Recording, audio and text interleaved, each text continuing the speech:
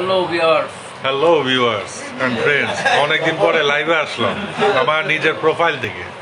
তো আজকে বিষয়টা হচ্ছে, দীর্ঘ অনেকদিন পরে, প্রায় 7-8 বছর পরে আমরা সকল বন্ধু বান্ধব একত্রিত হয়েছি। তো আরো অনেকে আছে বাকি, যারা এখন পর্যন্ত আমাদের কাছ থেকে দূরে আছেন, তাদেরকে অনেক মিস করতেছি। তো আমরা চাইবো আপনারা খুব তাড়াতাড়ি আমাদের সাথে জয়েন করবেন।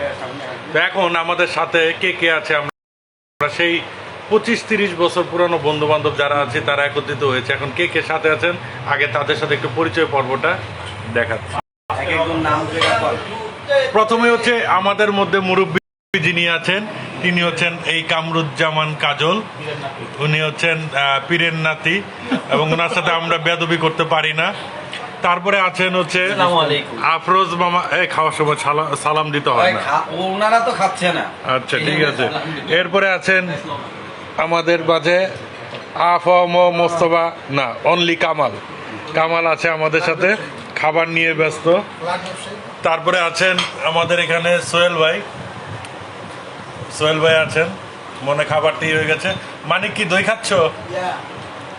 মানিকের খাবার অলরেডি শেষের দিকে আছে। সোয়াদ, এবং এটা যার বাসায় হচ্ছে সেটা হচ্ছে রতনের বাসায়। তো আজকে খাবারের জন্য বিশেষ করে রতনকে অনেক ধন্যবাদ এবং ভাবিকে স্পেশালি ধন্যবাদ, যে এত কষ্ট করে আমাদের জন্য অ্যারেঞ্জমেন্ট করলেন এই খাবারের জন্য। এবং সত্যি কথা বলতে অনেক টেস্টি বিরিয়ানি, সাথে আছে কোক, সাথে আছে দই, সাথে আছে মিষ্টি, মানে পরিপূর্ণ।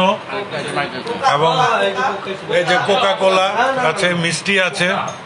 এবং সবচাইতে বড় কথা, আমরা অনেক বন্ধু বান্ধবকে মিস করতেছি, তাদেরকে সেটা বলে বোঝাতে পারবো না।